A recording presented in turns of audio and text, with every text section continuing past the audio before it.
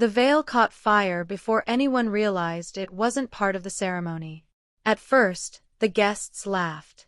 They thought it was performance art, something dramatic, something extravagant, something worthy of the Kim dynasty's only heir.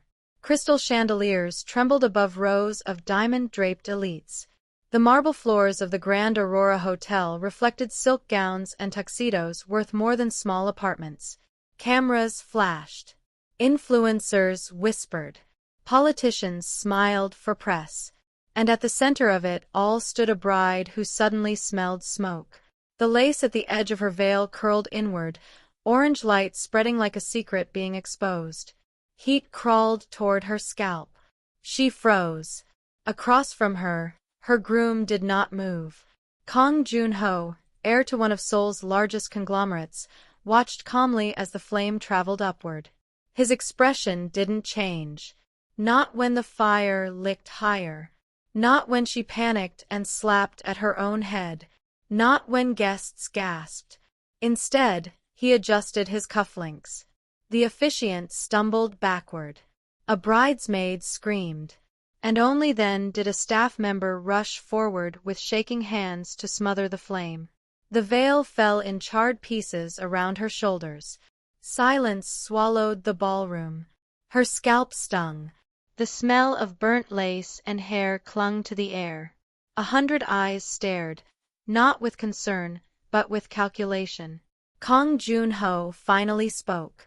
"You see," he said into the microphone, voice smooth, cold, amplified across the hall.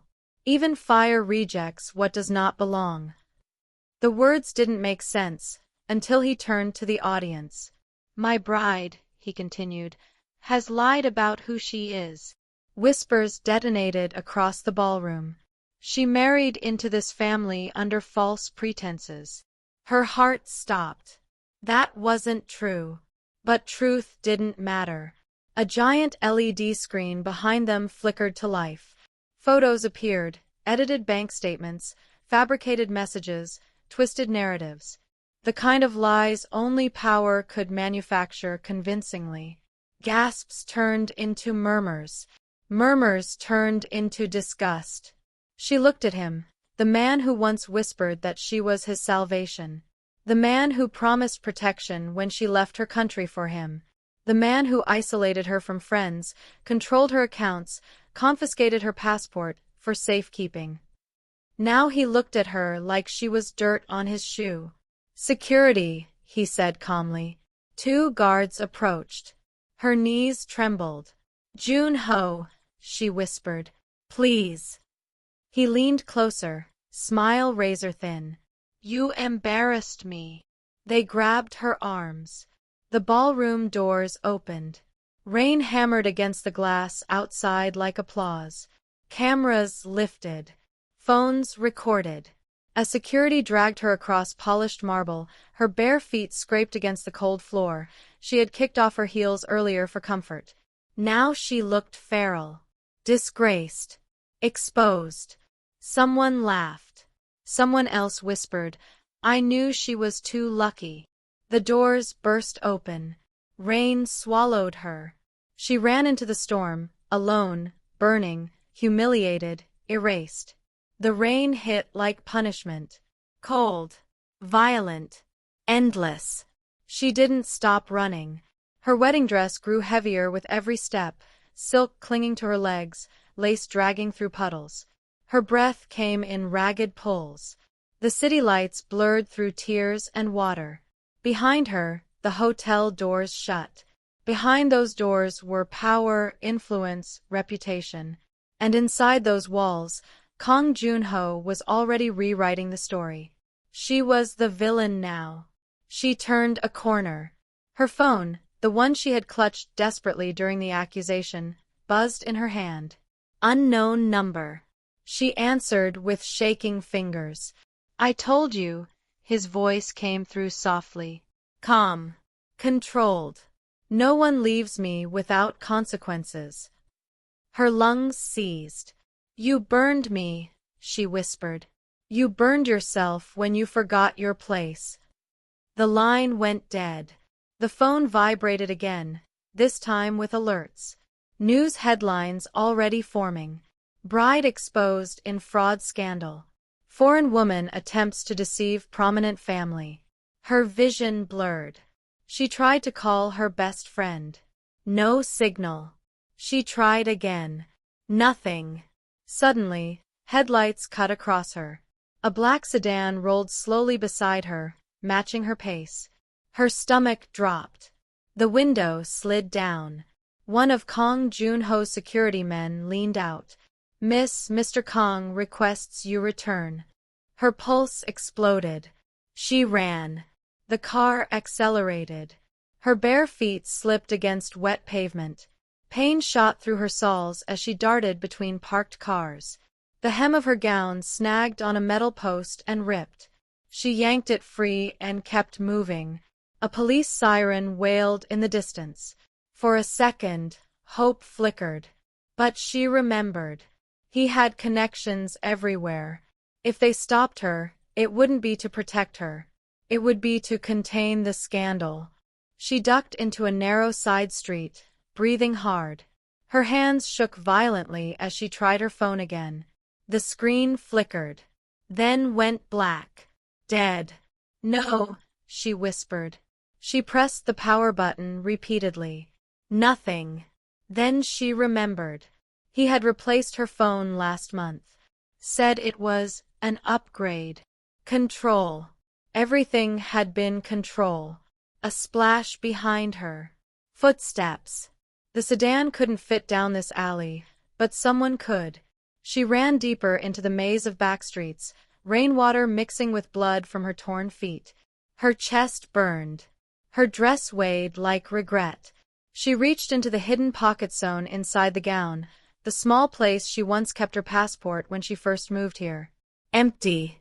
He had taken it weeks ago. For processing, he said.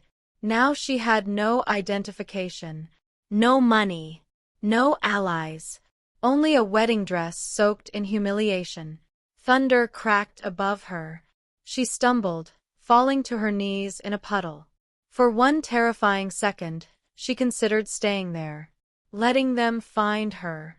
Letting this end. But then she heard it. A cry. Not hers. A man's voice. Strained. Sharp.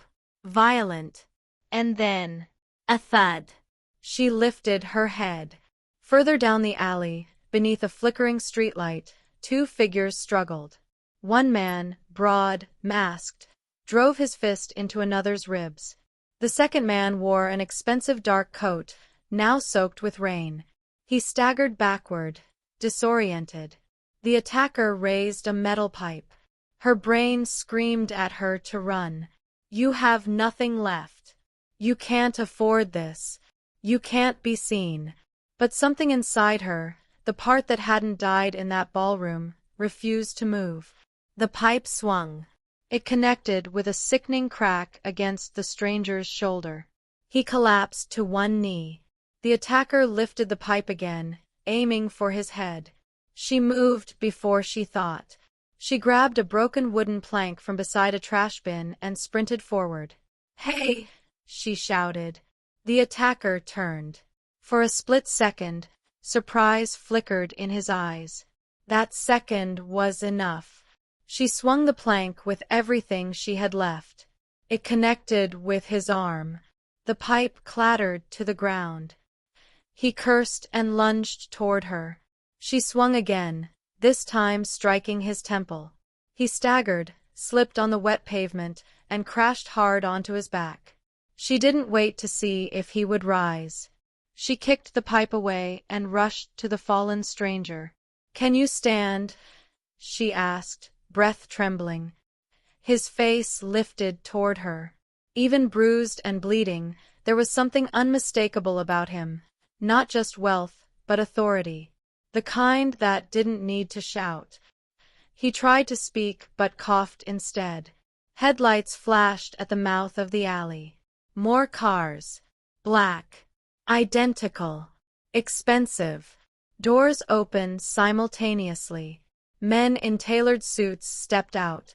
Security. Not Kong Joon-ho's. Different. Faster. Sharper. They saw her kneeling over him. They saw the unconscious attacker. They saw the pipe. Hands moved toward concealed weapons. Step away from him, one barked. She froze, rain pouring down her face. I was helping. The injured man lifted a weak hand. Stop, he managed. Every guard froze instantly. The man looked at her again, eyes clearer now despite the blood at his temple. You, he whispered, studying her soaked wedding gown, her burned veil remnants, her trembling hands. Recognition flashed across one guard's face. Sir, we need to move. The man didn't look away from her. What's your name? He asked softly. She hesitated. Because names could be used against you. Before she could answer, the guard spoke urgently. Sir, this is Chairman Lee Min-suk. The name hit her like thunder. One of the most powerful men in the country. Billionaire industrialist. Untouchable. And bleeding in an alley because of her intervention. His fingers tightened slightly around her wrist, not possessive. Grateful. You saved my life, he said. Sirens wailed closer now. But not the kind that would drag her back. Different ones. Protected ones. She had run from one empire and crashed straight into another. She had just saved a man powerful enough to destroy Kong Joon-ho, or own her fate completely. The ambulance that carried him did not use sirens. It didn't need to. Traffic parted anyway. By the time they arrived, the entire underground entrance of Hanul Private Medical Center had been cleared. Security lined both sides of the corridor. Nurses stood ready, silent, efficient. No one asked questions. She stood barefoot in a hospital hallway that smelled of antiseptic and power. Her wedding dress clung to her like evidence. A nurse tried to guide her away. Ma'am, you cannot. He stays, a firm voice interrupted. The guards parted. Chairman Lee Min-suk lay on a moving gurney, oxygen mask over his face, shoulder immobilized.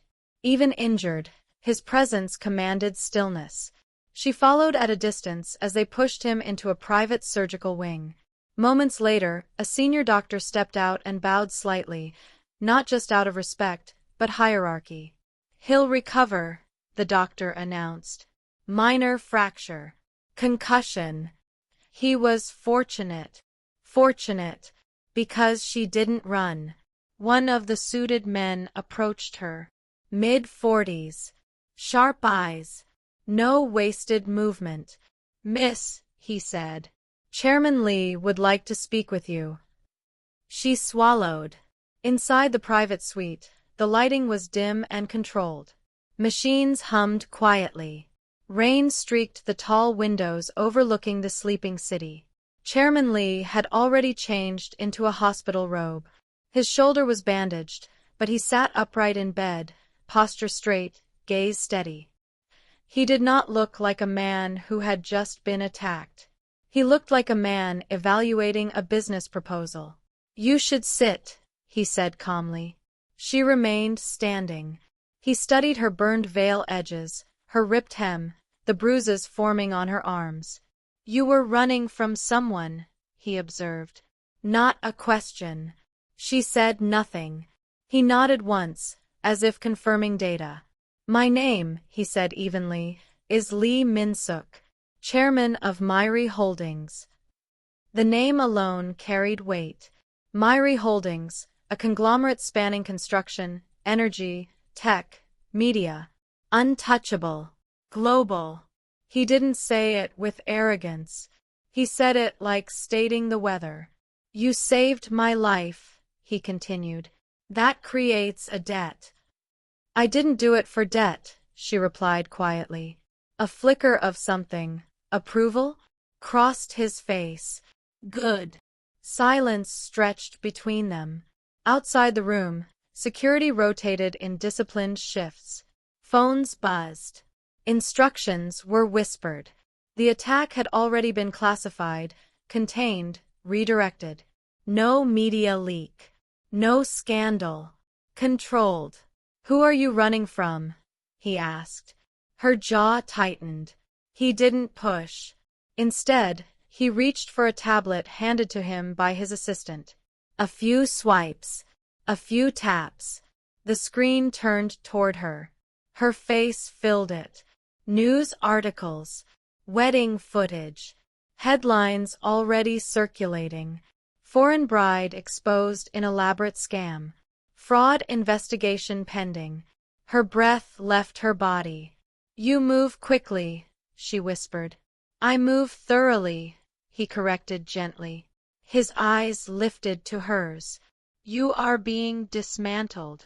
There was no cruelty in his voice, only accuracy. And the man behind it? He asked. She hesitated, but he already knew. Kang Joon-ho, he said. Of course he knew. Two rival empires. Two powerful families. And she had been standing between them in a wedding dress an hour ago. Chairman Lee leaned back slightly. You are in danger, he said calmly. Legally. Financially. Socially. He paused. And physically. Her hands trembled as she explained. Not everything, but enough. How Kang Joon-ho had isolated her after she moved from Africa. How her passport had been taken for documentation. How bank accounts had slowly become inaccessible. How every friend she made was quietly pushed away. And tonight, the fire, the public humiliation, the accusations. Chairman Lee listened without interruption. When she finished, he handed the tablet back to his assistant. Within seconds, new information appeared. He has already filed a civil complaint, the assistant reported. Allegations of fraud, identity misrepresentation, and financial manipulation. Her stomach dropped. He's building a criminal narrative, Chairman Lee translated. If pursued aggressively, immigration authorities will be alerted. She closed her eyes. Without her passport, without independent funds, without a sponsor. She was vulnerable, deportable, or worse, detained while investigations processed. And his media arm is amplifying it, the assistant added. Public opinion is shifting rapidly. Of course it was. Kang Joon-ho controlled half the narrative platforms in the country. Chairman Lee's gaze sharpened slightly. This is not personal revenge, he said thoughtfully. This is containment. He cannot allow you to speak. Because if she spoke, the story would fracture. She looked at the rain against the window. I have nowhere to go, she admitted. It was the first time she said it aloud. Nowhere. Chairman Lee studied her for a long moment. You intervened tonight, he said. At personal risk. I couldn't just watch. Most people would have. Another silence. Then he said quietly, You have integrity. That makes you dangerous to men like him. At 3:47 a.m., the room changed. Not physically. Strategically. A leather folder was placed on the small table beside his bed. Chairman Lee dismissed everyone except his closest legal advisor. When they were alone, he spoke plainly. I have an offer. Her pulse quickened. This attack, he continued, was not random. Corporate sabotage. Internal power play. My board is divided. My position, though strong, benefits from stability. She frowned slightly. Stability. A wife, he clarified. Her breath caught. This is not romantic, he said evenly. It is strategic.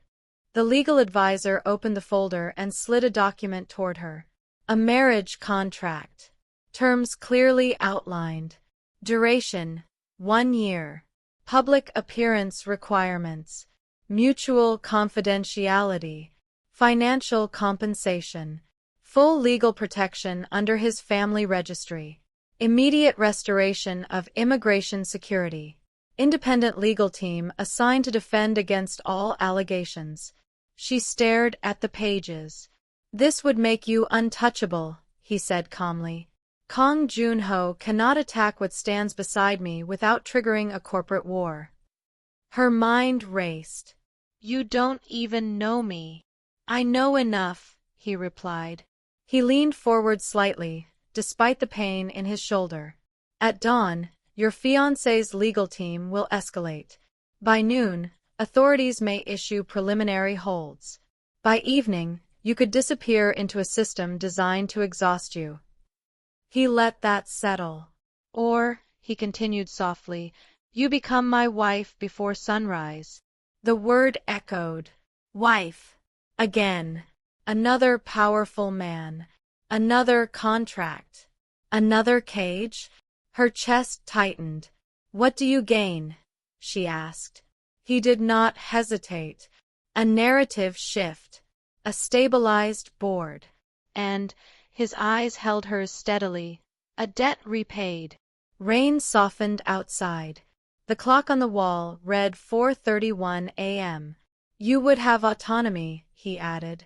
Separate residence within my estate. Financial independence. Legal transparency. She almost laughed. Marriage as protection. Marriage as shield. She had just fled one altar. Now she was being asked to walk into another. Without flowers, without guests, without illusion. This is insane, she whispered. Yes, he agreed calmly. Silence thickened between them. He spoke again, the line that split her world in two. You can be hunted. A pause. Or you can be untouchable. Her heart pounded so loudly she could hear it in her ears. Hunted. Or untouchable. The clock ticked louder. 4:44 a.m. Images flashed in her mind. The burning veil, the laughter, the headlines, the black sedan creeping beside her. Then another image. The alley. The pipe descending. The moment she chose courage over fear. If she signed, she wasn't surrendering. She was repositioning. But at what cost? 4:52 a.m. The legal advisor placed a pen beside the document. No coercion, Chairman Lee said quietly. If you walk away, my security will still ensure your immediate safety. But long term, he didn't finish. Because he didn't need to. 4:56 a.m. Her hand hovered above the paper. She looked at him. He didn't smile. He didn't pressure. He simply waited. 4:58 a.m. She signed. The ink bled into the page like a second chance written in defiance. The legal advisor immediately gathered the documents. Calls were made. Arrangements activated. Chairman Lee exhaled slowly, not in triumph, but resolution. When he looked back at her, something subtle had shifted. Not possession. Recognition. Mrs. Lee, he said quietly. The word felt foreign. Powerful. Terrifying. Outside, the first light of dawn crept over the city skyline. Somewhere across town, Kong Joon-ho was preparing to destroy her. He had no idea. By sunrise, she would stand beside a man powerful enough to end him.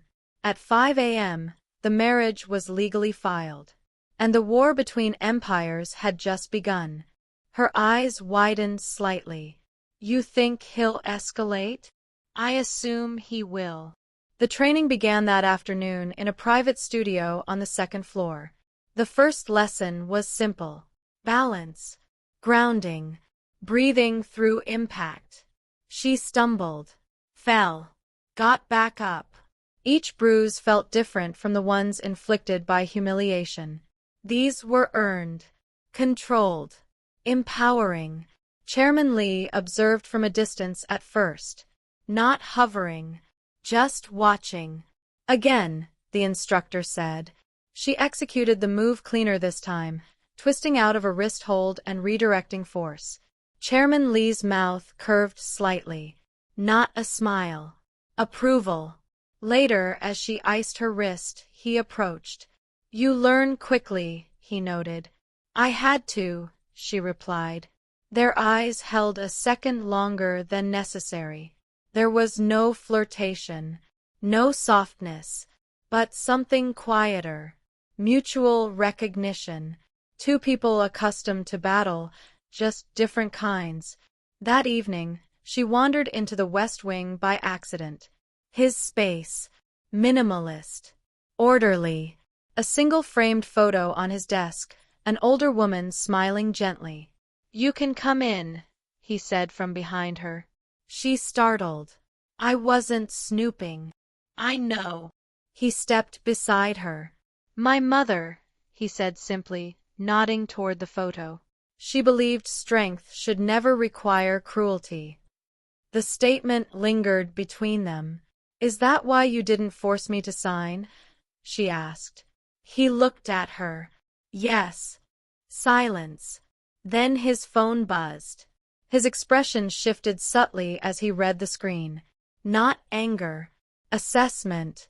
What is it? She asked. He turned the phone toward her. A teaser headline from a major media outlet. Exclusive. Leaked evidence suggests Chairman Lee's new wife involved in international scheme. Her stomach dropped. Below it, a blurred image, her old passport photo. Fabricated, he said calmly. But effective. She felt the ground tilt slightly beneath her.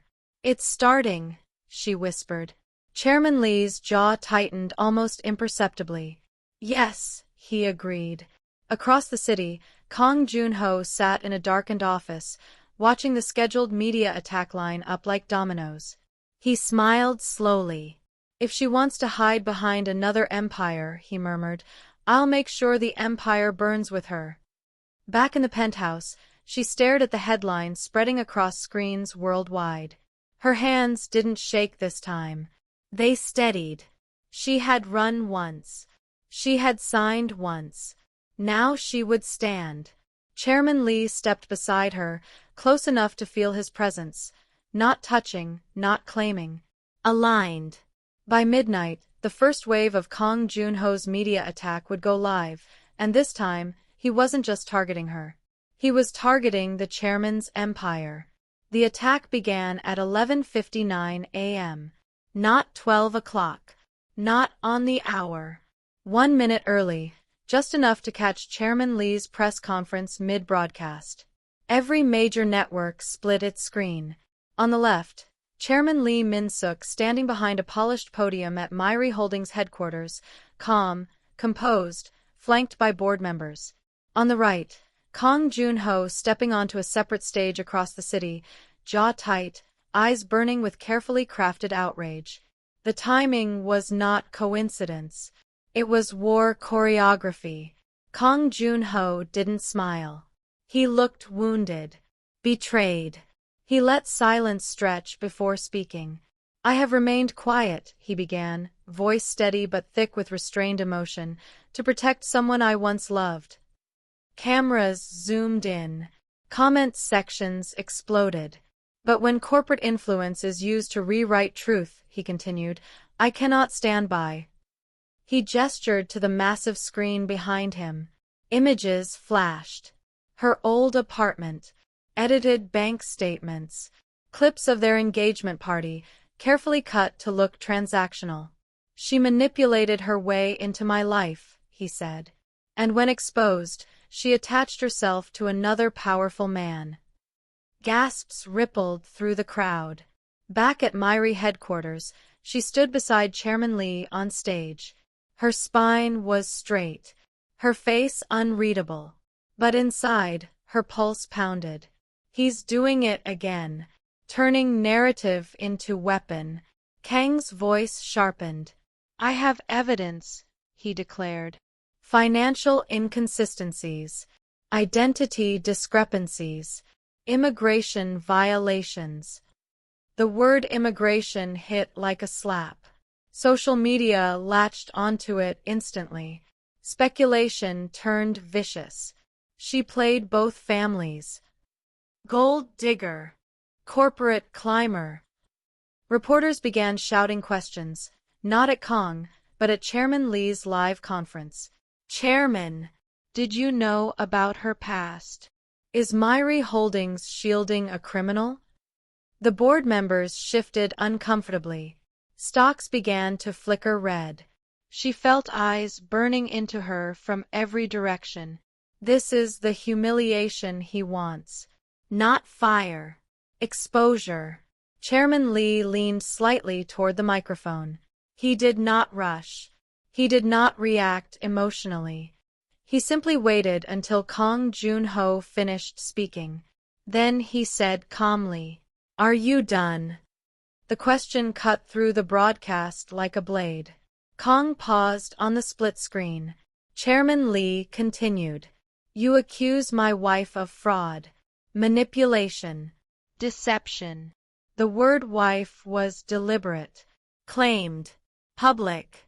Extraordinary claims, he said evenly, require extraordinary evidence. Kong smirked faintly. "I have plenty." Chairman Lee turned slightly toward the cameras. "So do I." Silence. Something shifted. The tone changed. This was no longer defense. It was preparation. "Please direct your attention to the screens," Chairman Lee said calmly. Behind him, the massive display lit up. Not with her past. With hotel footage. Time-stamped. High definition. The Grand Aurora Ballroom. The wedding night. Gasps filled Kang's press room as both broadcasts synchronized. The footage zoomed in on a catering staff member adjusting the bride's veil moments before the ceremony. Freeze frame.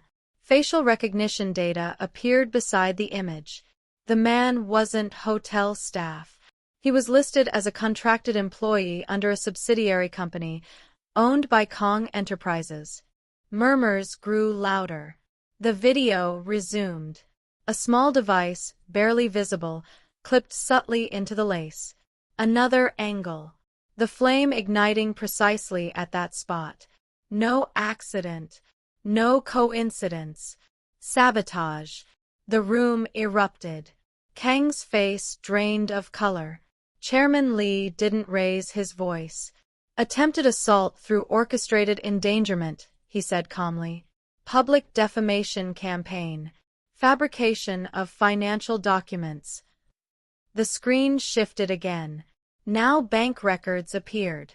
But not hers. Offshore accounts tied to Kong Joon-ho's private investments. Shell companies. Unreported transfers. Highlighted in red. "Since you wish to discuss finances," Chairman Lee continued evenly, "let us discuss yours." The air in both rooms felt charged. A forensic accountant stepped forward. "These documents," she explained, "detail misappropriation of corporate funds totaling 42 billion won over a 3-year period." 42 billion. The number detonated. Kang's legal team scrambled behind him. "This is slander," Kong snapped. Chairman Lee tilted his head slightly. "No," he said. "This is timing." Another screen appeared. Encrypted messages between Kong and a board member plotting hostile takeover strategies. Voice recordings followed. Clear. Undeniable. Kang's calm shattered. "You hacked private data." "You attacked my wife publicly," Chairman Lee interrupted smoothly. "Did you expect privacy in return?" The audience could feel it now. The shift of power. Stocks reversed direction. Red turned green. Analysts began tweeting in real time. Myrie stock stabilizing. Kong Enterprises facing investigation? Kong stepped away from his podium. Sweat beaded at his temple. He looked less like a wronged fiancé, more like a cornered executive. Chairman Lee wasn't finished. The final clip played. Security footage from weeks before the wedding. Kong inside a private office speaking to someone off camera. "We isolate her," he had said. No passport. No independent funds. If she steps out of line, we bury her. The audio was crystal clear. The silence afterward was suffocating. Her throat tightened. She had known. But hearing it confirmed. She had never been a partner. She had been leverage. Chairman Lee folded his hands behind his back. You attempted to destroy a woman's life to preserve your ego, he said quietly. You mistook silence for weakness. Kang's composure snapped. He stormed off his stage. Cameras chased him. Reporters shouted. Behind the scenes, regulatory authorities began contacting both corporations. Investigations launched in real time. But Chairman Lee remained still. Controlled destruction. Precise. Surgical. He leaned toward the microphone one final time. As of this morning, Marries Holdings has filed formal charges for attempted assault, defamation, and corporate sabotage. He paused. And we do not lose. The broadcast cut. But the war was far from over. Chaos erupted outside Marries headquarters within the hour. Reporters crowded the plaza. Protesters gathered. Employees whispered in elevators. She remained inside the secured executive floor, adrenaline still humming beneath her skin. You didn't tell me you had that footage, she said quietly. Chairman Lee adjusted his cufflinks. You needed to see whether he would escalate. He did. Yes. Before she could respond, the office doors burst open. Security reacted instantly, but not fast enough. Kang Joon-ho shoved past them. Tie loosened. Eyes wild. He crossed the distance between them in seconds. You think this ends me? He hissed. She instinctively stepped back. He lunged toward her, but a hand caught his wrist mid-motion. Chairman Lee. No visible strain. Just firm control. The room froze. Security hovered, waiting for instruction. Chairman Lee didn't look at them. He looked at Kang. You will not touch her. Kang struggled, but the grip tightened subtly, precise pressure on a nerve point. Pain flashed across Kang's face. You stole her, Kang spat. Chairman Lee's expression remained unreadable. She is not property. The words landed harder than any punch. Kang laughed bitterly. You married her for optics. Yes, Chairman Lee said calmly. The honesty startled everyone. And now? Kang demanded. A pause. Chairman Lee leaned closer. His voice dropped low enough that only Kang, and she, standing inches away, could hear. You orchestrated fire near her head. Another slight tightening of his grip. You forged evidence. A step closer. You threatened her immigration status. Kang's breathing grew uneven. Chairman Lee's whisper turned lethal. If you come near her again, professionally or personally, I will dismantle every division you've built, acquire what remains, and ensure your name becomes a case study in arrogance. Not shouted. Not dramatic. Certain. Security finally stepped forward and pulled Kang back. He didn't resist this time. He stared at her instead. Hatred. Obsession. Wounded pride. This isn't over, he said quietly. No, Chairman Lee agreed. It isn't. Kang straightened his jacket and walked out surrounded by flashing cameras. But before disappearing into the crowd, he turned once more. And smiled. Not defeated. Calculating. Within hours, anonymous leaks began surfacing online. Darker, dirtier allegations. Kang Joon-ho wasn't retreating. He was preparing something far more personal. And this time, the target wouldn't just be her reputation. It would be her past. The city looked different at night after war. Quieter. As if even the skyline needed time to process what had happened. From the penthouse balcony, the Han River shimmered beneath cold moonlight. Traffic hummed far below. News helicopters circled at a distance, hunting angles that no longer existed. Inside, the staff moved like shadows. Damage control, legal briefings, strategic recalibrations. But out here, it was just them. She wrapped her arms around herself, the wind tugging at her silk robe. The bruises from training were faint now. The bruises from humiliation had faded deeper. Chairman Lee stepped onto the balcony a moment later. He didn't stand too close. He never did. Your vitals spiked earlier, he said quietly. The medical team monitors stress levels. She almost smiled. Of course they do. Silence settled between them. Then she asked the question that had been building for days. Why me? He didn't pretend not to understand. You could have chosen anyone, she continued. A political alliance. A chaebol heiress. Someone trained for this life. He rested his hands lightly on the railing. When you saw me in that alley, he said, you did not know my name. No. You did not know my wealth. No. You intervened anyway. The memory flashed vivid. Rain, metal pipe, blood. You trusted me first, he said. The statement stilled her. I didn't trust you, she corrected softly. I just couldn't walk away. Exactly. He turned to face her fully now. My world is built on calculation, on leverage, on expectation. Everyone who approaches me wants something. A pause. You didn't. The wind shifted between them. She swallowed. You married me for stability. Yes. You exposed Kong for strategy. Yes. Then what is this now? She whispered. He didn't answer immediately. That alone felt honest. When he finally spoke, his voice carried no corporate polish.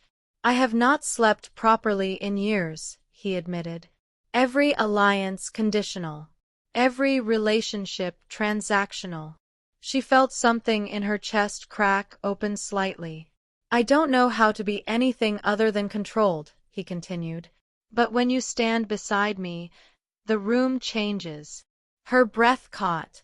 I was afraid, she admitted quietly, that I escaped one cage and entered another.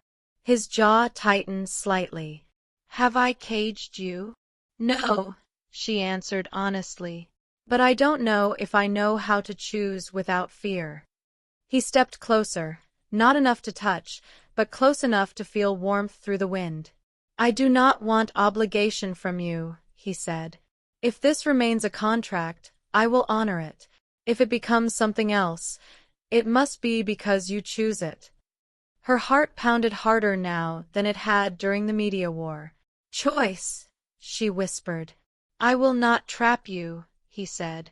She looked at him, really looked at him. Not the chairman, not the strategist. The man who knocked before entering her room. The man who arranged training instead of confinement. The man who whispered threats not to control her, but to protect her. I'm still afraid, she admitted. Of me. Of needing this. That did something to him. His composure fractured just slightly. You think I am not afraid? He asked softly. The distance between them thinned. Her fingers brushed his sleeve. Tentative. Electric. Neither moved away. The city seemed to hold its breath. He lifted a hand slowly, deliberately, giving her time to step back. She didn't. His fingers touched her cheek. Light, almost questioning. Her pulse thundered. He leaned in. A gunshot cracked the night. Glass exploded behind them. Chairman Lee moved before thought. He pulled her down as a second shot shattered a balcony light. Security alarms screamed instantly. Red lights flooded the penthouse exterior. Inside, he ordered sharply. But she saw it. Across the neighboring rooftop, a shadow shifting. Sniper. The world narrowed into instinct. She shoved him sideways just as a third bullet tore through the railing where his torso had been seconds before. The impact scraped her shoulder as they hit the ground. Security burst onto the balcony, weapons drawn. Target at 11 o'clock. More shots. Precise. Calculated. Not panic fire. Assassination. She scrambled to her knees despite the sting in her shoulder. Full circle. Alley. Rain. Metal pipe. This time, it wasn't him bleeding first. She grabbed a fallen decorative lantern, heavy, metal, and hurled it toward the sniper's line of sight, disrupting angle visibility for a split second. Down! Security shouted. Chairman Lee pulled her behind a reinforced pillar. Another bullet struck the glass door, spiderwebbing the surface. Evacuate the chairman. I'm not leaving her, he snapped. She met his eyes. There was no fear there. Only calculation and something deeper. Fury. Security coordinated quickly. Counter-snipers positioned. Within seconds, a return shot echoed from another rooftop. The shadow jerked. Collapsed. Sirens wailed below. Helicopters pivoted direction. The chaos lasted less than 2 minutes, but it felt eternal. When silence finally returned, shattered glass glittered across the balcony like fallen stars. Her shoulder throbbed. He turned her gently. You're bleeding. It's superficial, she breathed. He pressed his hand over the graze instinctively. Too instinctively.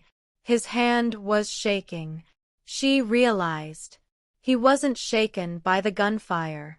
He was shaken because she moved first. You pushed me, he said quietly. You would have done the same. Yes. His voice hardened slightly. This was not random.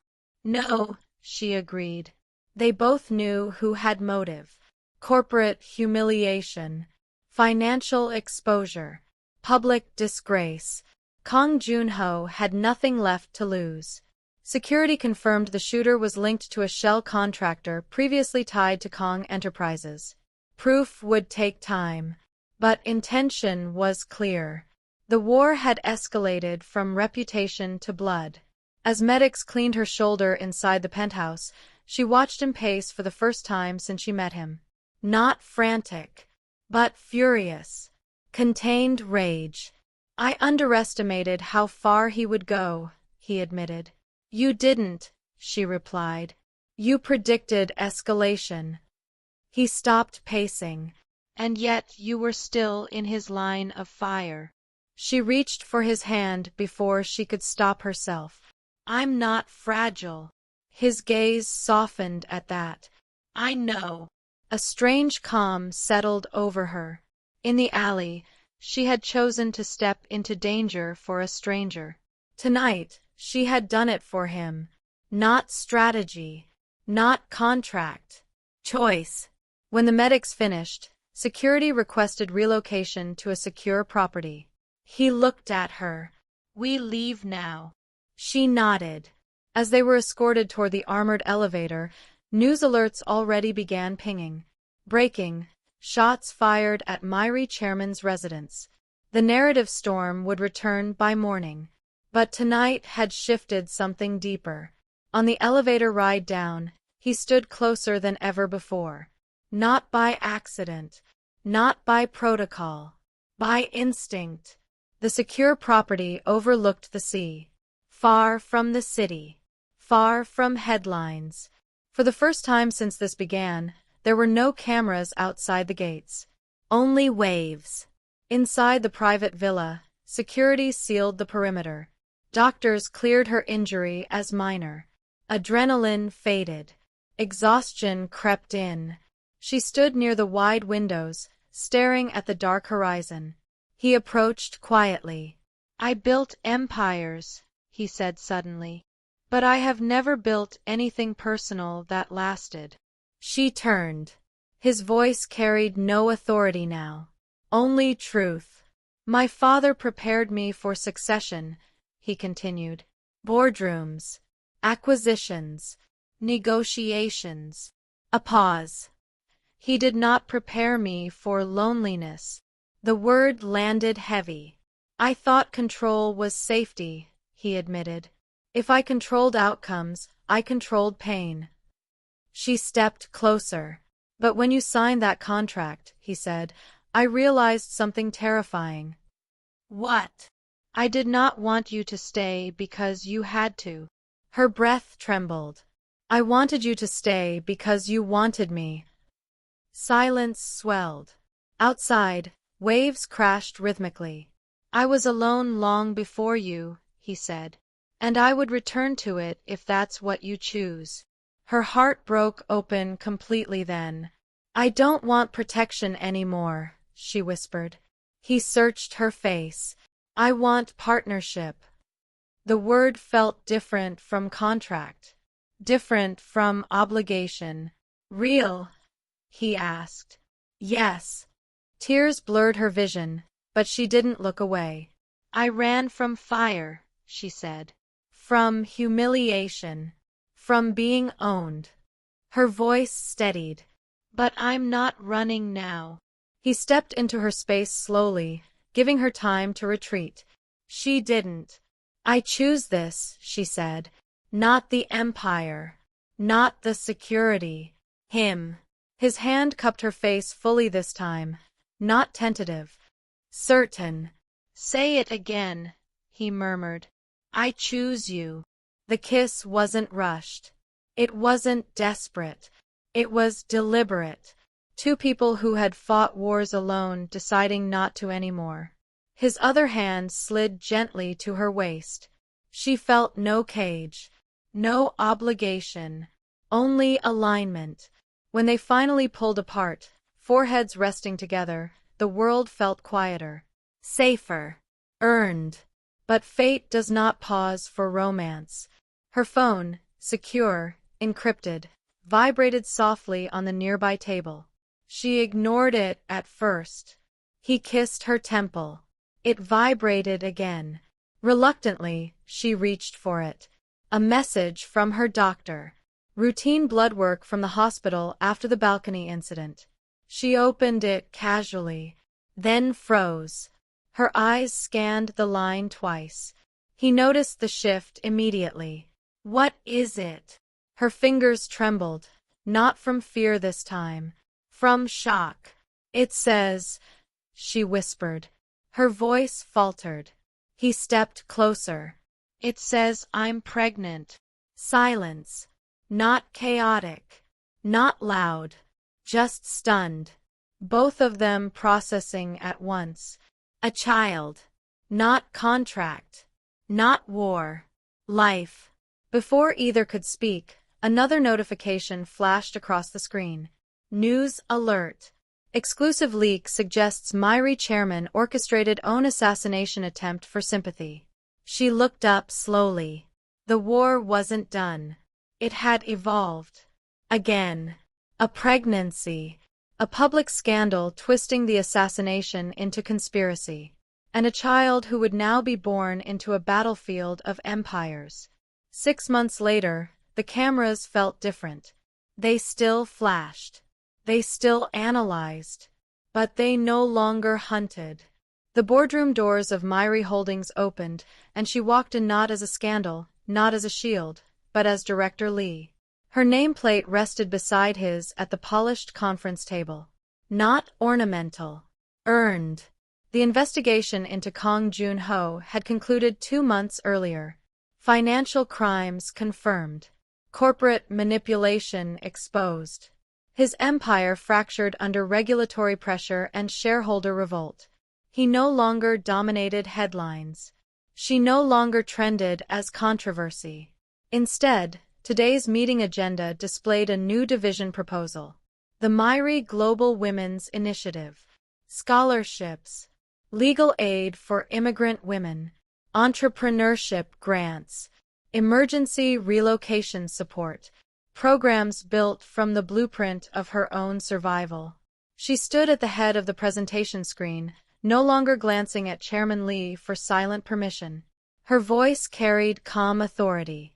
"We are not building charity," she said to the board. "We are building infrastructure. Stability creates economic return."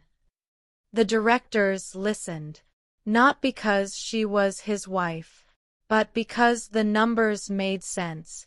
She had studied relentlessly these past months: finance, policy, governance. Long nights in the penthouse library. Early mornings reviewing case law with legal advisors. Transformation wasn't cosmetic. It was deliberate. Chairman Lee watched quietly from his seat. Pride remained subtle in him, but present. When the vote passed unanimously, the board members nodded toward her first. Recognition. As the meeting adjourned, a junior executive approached her hesitantly. "Madam," he said respectfully, "your foundation has already received 300 applications in 48 hours. She smiled softly. "Good," she replied. "We're just getting started."